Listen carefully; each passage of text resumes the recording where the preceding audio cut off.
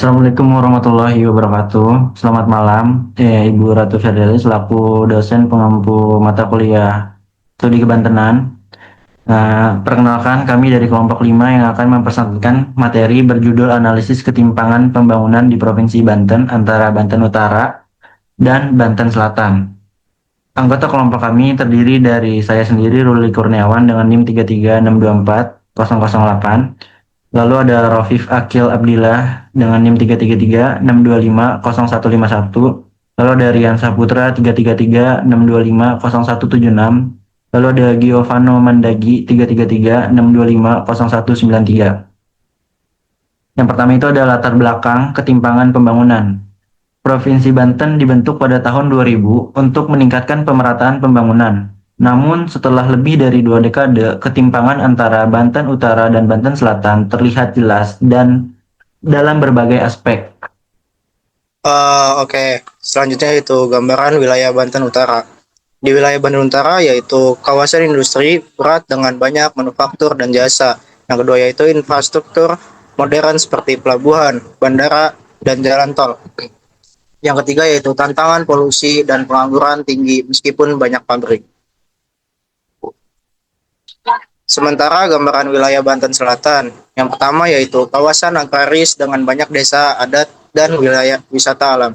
Yang kedua yaitu infrastruktur jalan desa sering rusak dan akses terbatas. Yang ketiga yaitu tantangan kemiskinan struktural dan fasilitas kesehatan yang minim.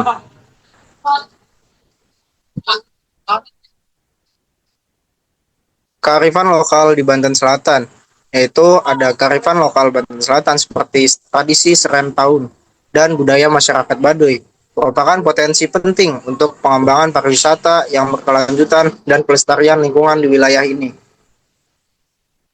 Selanjutnya teori pusat pinggiran dalam pembangunan. Teori pusat pinggiran menjelaskan ketidakmerataan pembangunan antara wilayah industri dan pinggiran. Banten Utara sebagai pusat ekonomi sementara Banten Selatan mengalami keterbelakangan dalam infrastruktur dan aksesibilitas. Lalu penyebab pengangguran di Banten Utara. Ada 3 poin. Yang pertama itu ketidaksesuaian keterampilan tenaga kerja dengan kebutuhan industri. Lalu pendidikan vokasi belum sesuai dengan standar yang dibutuhkan. Dan terakhir preferensi perusahaan untuk tenaga kerja berpengalaman dari luar daerah. Selanjutnya solusi untuk Banten Selatan. Yang pertama itu menjaga keseimbangan antara pembangunan dan lingkungan. Yang kedua, memberdayakan masyarakat lokal melalui pelatihan dan pendidikan. Yang terakhir, mengembangkan ekonomi berbasis potensi seperti ekowisata. Lalu ada strategi pengembangan ekonomi selatan. Di sini ada 3 poin, yaitu yang pertama itu ada pengembangan ekowisata yang memberdayakan masyarakat lokal. Lalu ada promosi wisata alam untuk meningkatkan kunjungan wisatawan. Serta yang terakhir itu ada pelatihan kewirausahaan untuk meningkatkan keterampilan masyarakat desa.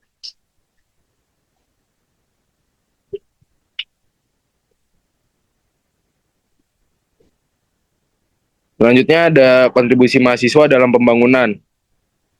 Contohnya itu ada program Banten Connect.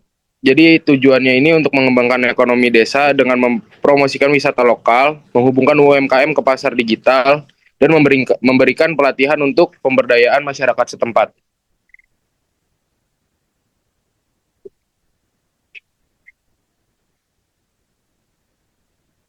Nah, ada juga dampak dari program pemberdayaan, yaitu ada untuk meningkatkan ekonomi masyarakat desa melalui pelatihan kewirausahaan.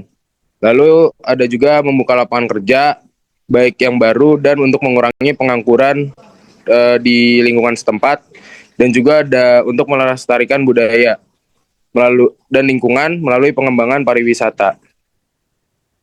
Selanjutnya kesimpulan mengatasi ketimpangan pembangunan Banten Utara dan Banten Selatan. Ketimpangan pembangunan antara Banten Utara dan Selatan adalah masalah struktural yang telah berlangsung lama. Diperlukan pendekatan berkelanjutan dan pelibatan masyarakat lokal untuk mengatasi tantangan ini. Beberapa langkah penting termasuknya adalah yang pertama, membangun infrastruktur yang lebih baik di Banten Selatan.